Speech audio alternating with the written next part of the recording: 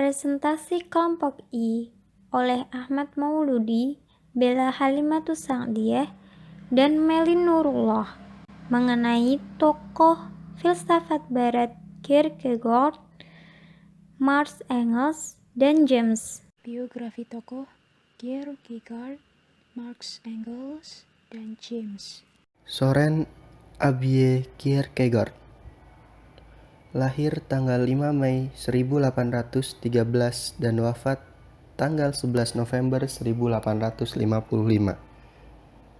Kierkegaard adalah seorang filsuf dan teolog abad ke-19 yang berasal dari Denmark.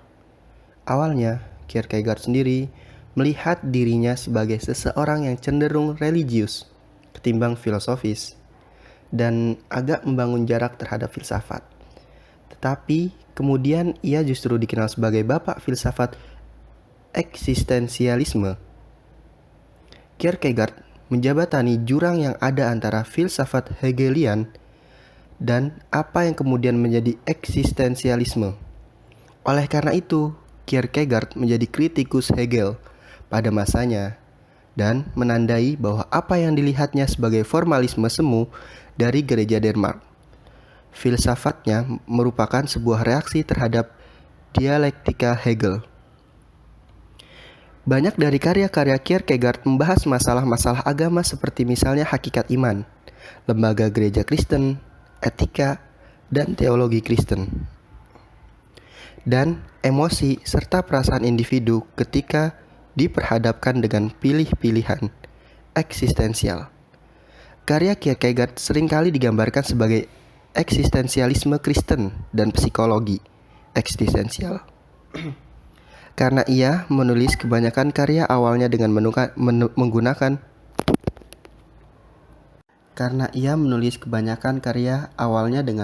berbagai nama samaran, yang sering kali mengomentari dan mengkritik karya-karyanya yang lain yang ditulis dengan menggunakan nama samaran lain, sangatlah sulit untuk membedakan antara apa yang benar-benar diyakini oleh Kierkegaard dengan apa yang dikemukakan sebagai argumen dari posisi seorang pseudo-pengarang. Ludwig Wittgenstein berpendapat bahwa Kierkegaard sejauh ini adalah pemikir yang paling mendalam dari abad ke-19. Karl Heinrich Marx lahir di Trier, Prusia, Jerman tahun 1818 dan meninggal di London, Inggris tahun 1883.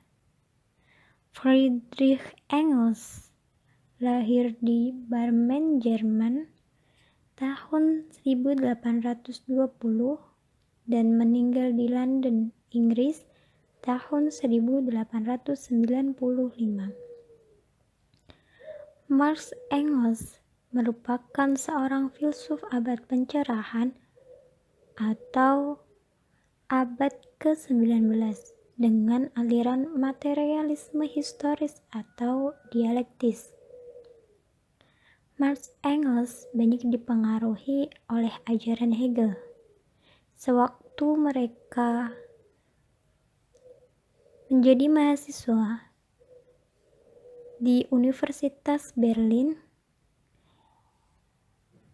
sempat bergabung di suatu komunitas Hegelian muda yang di sini mengkritik asumsi-asumsi metafisika Hegel dan mengadopsi metode-metode dialektikanya.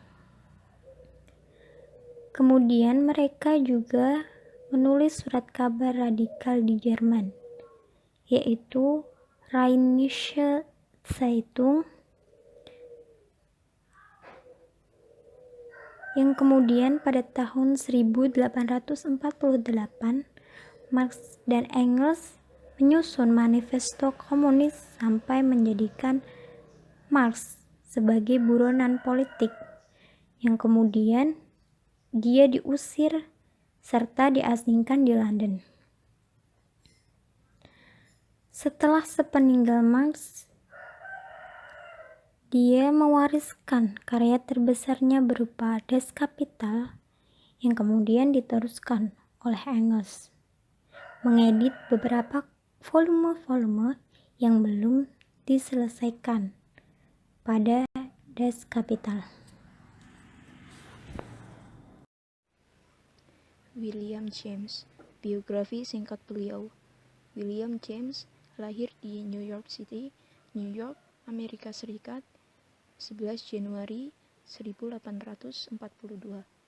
Meninggal di Tamworth, New Hampshire, Amerika Serikat pada tanggal 26 Agustus 1910 pada umur ke-68 tahun. Adalah seorang filsuf dari Amerika Serikat yang terkenal sebagai salah seorang pendiri madhab pragmatisme. Selain sebagai filsuf, James juga terkenal sebagai seorang psikolog. Ia dilahirkan di New York pada tahun 1842. Setelah belajar ilmu kedokteran di Universitas Harvard, ia belajar psikolog di Jerman dan Prancis. Kemudian ia mengajar di Universitas Harvard untuk bidang anatomi, fisiologi, psikologi, dan filsafat hingga tahun 1907. Pada tahun 1910 ia meninggal dunia.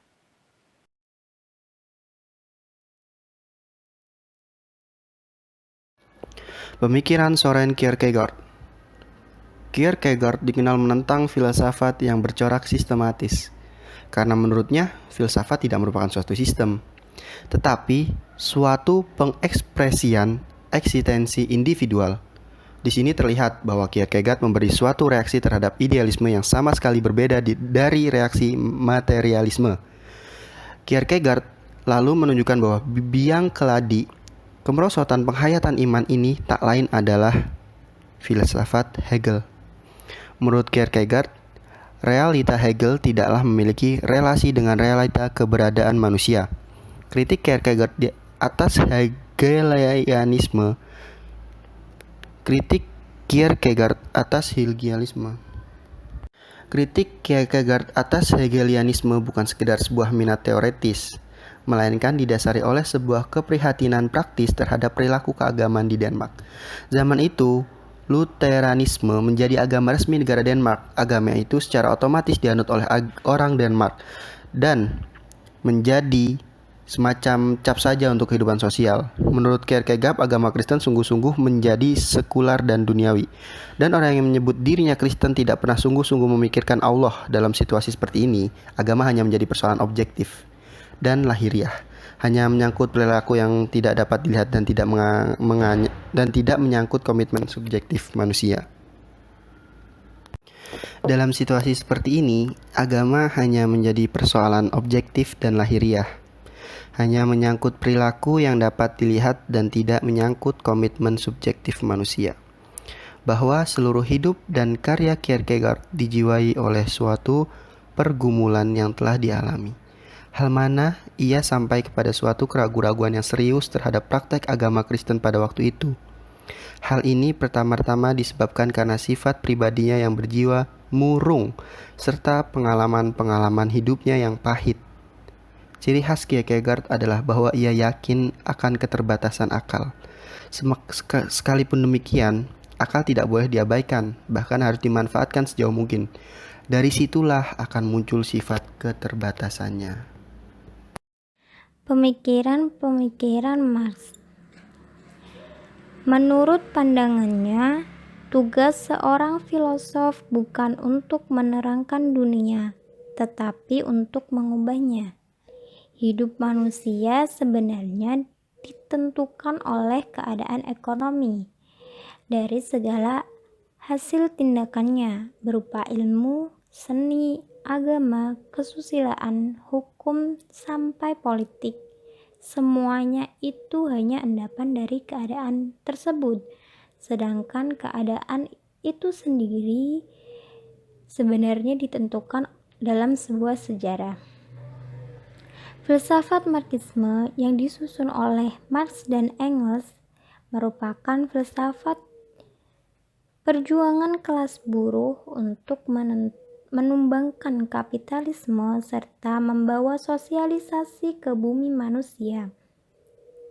Filsafat Marxisme merupakan nama lain dari filsafat dialektika materialisme. Dialektika dan materialisme merupakan filsafat-filsafat yang dikembangkan oleh filsuf Barat dan Timur sebelumnya. Menurut Lenin, dalam memahami filsafat Marxisme dapat dipelajari melalui 3 pokok utamanya, yaitu materialisme dialektis, materialisme historis, dan ekonomi Marxis. Pemikiran William James. William James menentang pandangan sebelum dia bahwa kesadaran tidak mewujudkan kesatuan lahiriah. Ia justru menyatakan bahwa kesadaran adalah suatu fungsi yang bersumber dari pengalaman murni. Pengalaman murni adalah perubahan-perubahan yang terus dari kehidupan manusia dan akan menjadi bahan refleksi manusia pada masa depan. Oleh karena itu, James menolak adanya kebenaran yang mutlak, yang berlaku umum dan bersifat tetap, serta berdiri sendiri. Menurut James, kebenaran selalu dapat diubah dan direvisi oleh pengalaman murni. James membuat beberapa kontribusi penting pada bidang filsafat pada beberapa dekade akhir dari masa hidupnya. Pada masa puncak kreativitas kepenulisannya pada tahun 1904 sampai 1905, ia menulis kumpulan esai yang berjudul Essay in Radical Empirism pada tahun 1912, di mana ia mulai meletakkan posisi filsafatnya yang secara umum kemudian dikenal sebagai neutral monism. Ia berpendapat bahwa terdapat suatu hal yang sangat mendasar, tidak di antara material ataupun mental. Dalam tulisannya yang berjudul A Pluralistic Universe, dia mempertahankan argumennya bahwa pandangan mistik dan anti-pragmatik mendistorsi realitas daripada memberikan pemahaman realitas.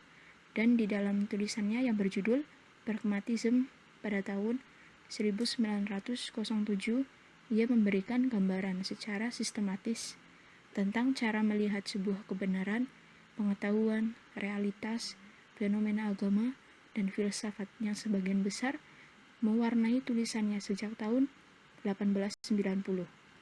Hanya itu saja yang dapat kelompok kami sampaikan. Kurang lebihnya mohon maaf. Wassalamualaikum warahmatullahi wabarakatuh.